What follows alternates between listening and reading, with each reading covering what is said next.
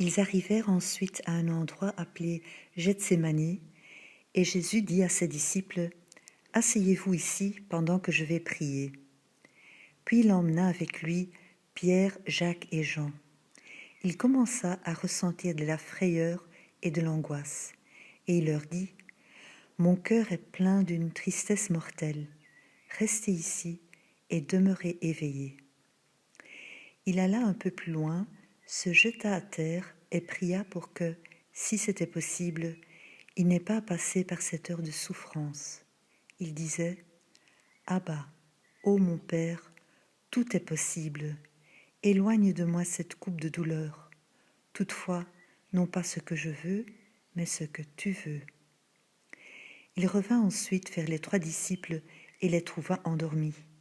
Il dit à Pierre, « Simon, tu dors ? Tu n'as pas été capable de rester éveillé, même 1 heure ? Restez éveillé et priez, pour ne pas tomber dans la tentation. L'être humain est plein de bonne volonté, mais il est faible. » Il s'éloigna de nouveau et pria en répétant les mêmes paroles. Puis il revint auprès de ses disciples et les trouva endormis. Il ne pouvait pas garder les yeux ouverts, et il ne savait pas que lui dire. Quand il revint la 3e fois, il leur dit, « Vous dormez encore et vous vous reposez ? C'est fini. L'heure est arrivée. Maintenant, le Fils de l'homme va être livré entre les mains des pécheurs. Levez-vous, allons-y.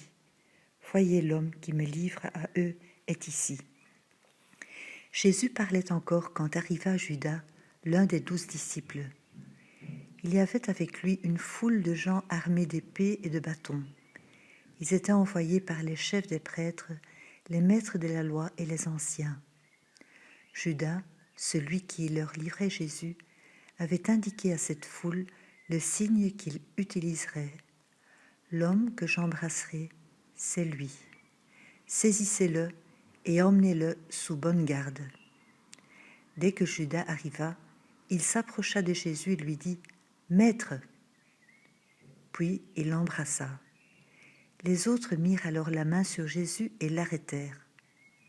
Mais un de ceux qui étaient là tira son épée, frappa le serviteur du grand prêtre et lui coupa l'oreille. Jésus leur dit, « Deviez-vous venir armés d'épées et de bâtons pour me prendre comme si j'étais un brigand ? Tous les jours j'étais avec vous et j'enseignais dans le temple, et vous ne m'avez pas arrêté.